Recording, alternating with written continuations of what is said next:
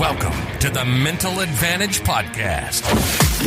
Whether you're an athlete trying to perform at your best when it counts the most, a coach or business leader trying to get more out of your team, or someone looking for more personal growth, this is the place for you.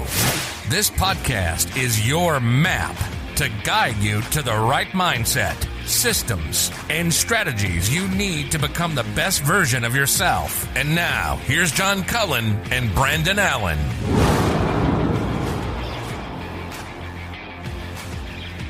No, I like that idea. I think that's going to work out really great. I think the format change will help get listeners more involved and give us an opportunity to answer some of their questions.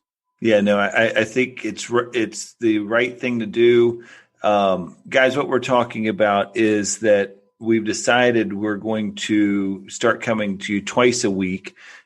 Friday, you will still be getting the interviews that you've come to expect with all of the great guests that we have. We have another great guest tonight in Mark Glicini.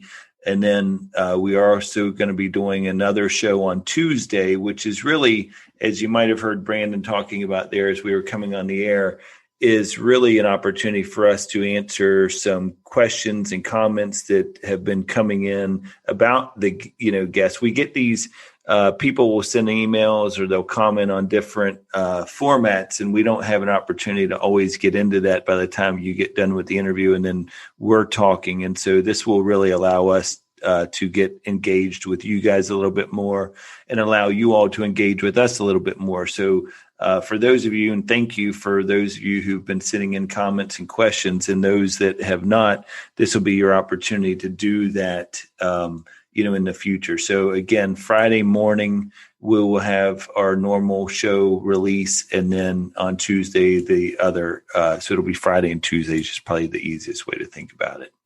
Nice. Well, I'm excited about tonight's guest, Mark Glicini.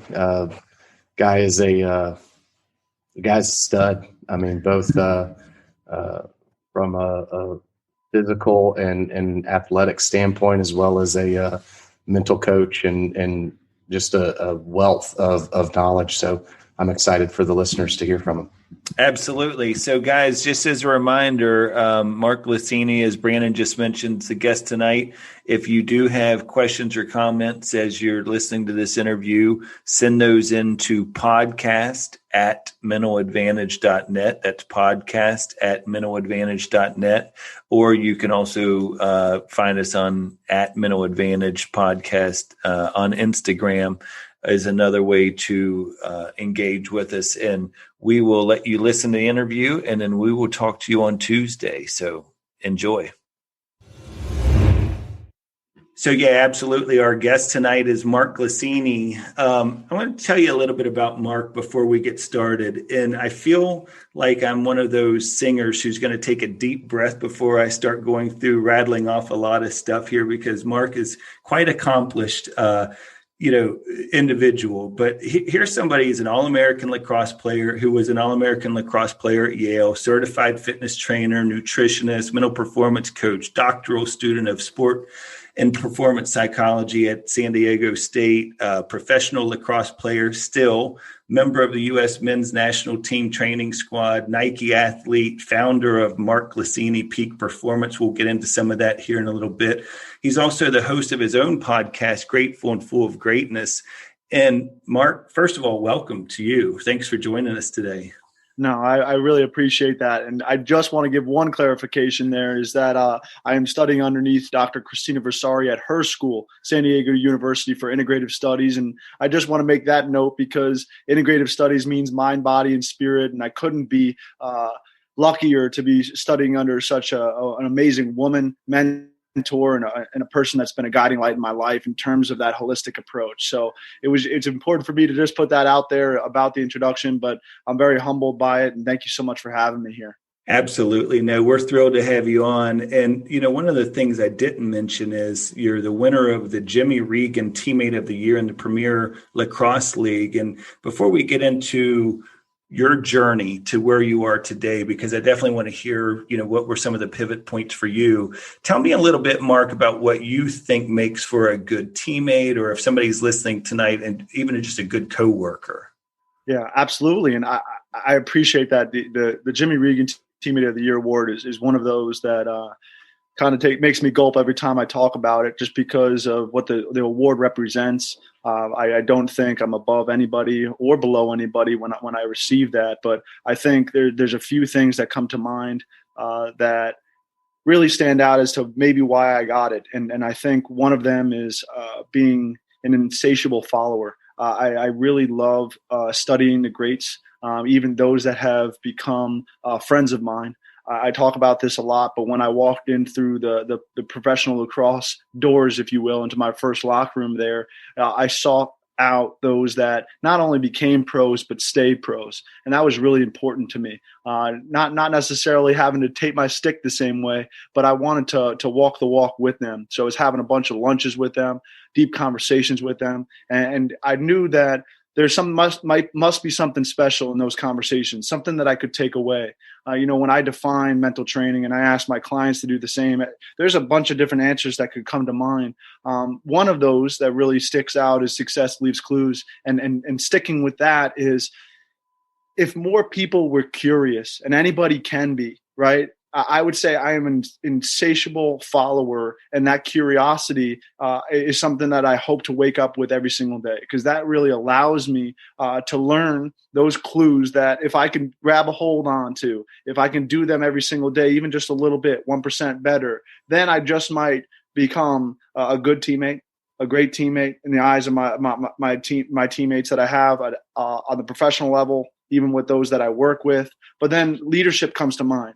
Right. And I think when you think about a leader, everybody says, maybe if you do this, that, or the other thing, you could become a great leader. Leaders are selected by those that want to be followed by you. And when I walked into a locker room, I knew who I wanted to follow. Right. So I think that role has reversed or changed over time. Evolved is probably the best word to use there, but it really starts with kind of a humble curiosity is kind of the term that comes to mind. Is if you can start there, right, that would be the first step into becoming and evolving closer to a good teammate and what others might call a leader.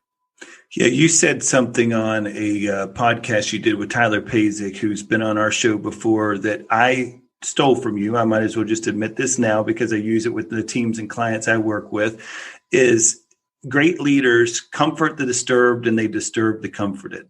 What do you mean by that? Could you kind of talk a little bit more about that? And I love that you're giving me the credit, but I would have to turn that over to a guy named Ben Ives, who's been my character coach with the San Diego Seals professional indoor team. On my podcast, episode 6, he used that term. And it stuck with me because of the two-pronged approach of it, right? It disturbs the comfortable, saying you got to set a standard, whether that's at practice every single day, and it's got to be authentic. Everybody knows that person that's fake energy in the morning. How about the one that brings it every single day? There's something authentic about that. And then when Ben Ives said that latter part to it, right, knows when to comfort the disturbed. Now you're talking about, a gentle giant, if you will, right? Not even just the physical size of the person, but kind of like the heart, right? And then the idea that comes to mind, staying on that Navy SEAL route, is about General McRaven when he wrote that book, Make Your Bed. He talks about in his rules for success, it's not the size of the flippers that you must judge. Right. And now we're talking about the intangibles. And that one really did that definition from Ben Ives that I passed on and now you've taken. It's really important to understand, because if you just push the envelope or you spend all your time cradling those that need it, you really don't have both things. And maybe we could even get into this conversation about maybe a third and fourth pillar that a leader might have. But I still think those end of the spectrums of knowing when to bring grace, but then also knowing when to bring grit. Wow, now you're onto something really special. And then, the most powerful thing is probably timing, right? Bill Gross does this idea. It's a 5 to 6 minute TED talk on why startups succeed. And he really talks about how timing is important. And I like to use that with my clients. And I say, if you're just like a startup in a lot of ways, right? And you can have all the funding in the world, right? You got to have a great idea, a great concept. But if you don't have that timing and execution of when you should be bringing gratitude and grace and when you should be bringing persistent passion and grit, then you're not going to really grasp that idea of being a great leader. But when you can flip that switch on and off, know who to be in between your lines, wherever those might be, in the business or on the field, and then switch it off into being that person that knows how to have a humble heart and build a team with their words and their actions, I think that's really special. Yeah, it's funny. We've been talking a lot about this from a leadership standpoint recently, about being curious and having that kind of curiosity. The other thing that comes to mind is people always say, in my world, when I'm talking to other managers, is there's an old adage, they don't care how much you know until they know how much you care. And it's really important to make sure that you're making that connection. But I think also one of the ways that we demonstrate caring to people is something you just said, is holding people to a higher standard. It's making sure that there's a great line in Urban Meyer's book, Above the Line, where he talks about the success or failure of any organization is completely dependent on what it's willing to tolerate. If you as a captain, as a leader, as a teammate are willing to tolerate somebody showing up 5 minutes late for practice every day, or 5 minutes late for that meeting that you have scheduled that everybody knew about, that we know is going to be a critical factor in the success of our company or our team, if you continue to tolerate that, then you're going to get a very not successful organization. The other line that I like that's along those same lines is he says, what you accept, you promote. So if you are somebody as a leader who is, and this, I mean, right now on the chaos team, if you guys are, whether it's your coach or whether it's you all as captains that are accepting certain behaviors on that team, then you're promoting it for everybody else. They're like, oh, it's not that big a deal, right? Absolutely. And what comes to mind is something as far back as the child psychology is what gets rewarded gets repeated, right? And that doesn't change as we become adults, right? And you actually, by accepting it, you're rewarding it, right? And then what's sure to follow is that repetition. There's this story that comes to mind about this guy named Michael who's got a mother and a sister. And Michael got thrown out of 8 different schools. And all through the high school and college ranks. And his mom on the 8th school says, Michael, I just can't take it anymore. And something switched. And what Michael started doing is he brought flowers to his mother and his sister every month. And the first time he did it, his mom was like, what'd you do now? But he said, no, Ma, I just wanted to bring you those flowers. And then months went by. You know what ended up happening is his sister started dating better men. Right. And what she did when a guy would bring her flowers for her birthday is say, oh, no, you can't do that. Michael just brings me them just because. Right. And what did Michael do? He changed the standard. Right. And so what you were talking about is whether we use the term what you accept, you promote, or what gets rewarded gets repeated. There is a standard. There is a threshold. Right. And I always say this idea of raise your rock bottom. Right, because people, due to the term neuro-association conditioning, really just means we're activated by a lot of pain or avoidance of it or a lot of pleasure. It's as simple as that. But once you start raising your rock bottom, now you have leverage to change, right? It's like somebody taking care of their health only when they get really bad illness, right? Sure. We got to raise the rock bottom. And then once you do that, now you're setting the standard for yourself. And when you set a higher standard for yourself, that ripples into your team for sure. So Mark, that kind of is a pretty good segue into momentum as it applies to life, right? So I know that momentum kind of is a word that you embrace. So can you talk a little bit on momentum and the importance of that? Absolutely, and thank you for that question, Brandon, because I think I smile right when you bring up the word momentum because it is my favorite word. Because we drastically overestimate what we can do in a day, but we drastically underestimate what we can do in a few months to a year. And I really realized that indirectly when I was really young.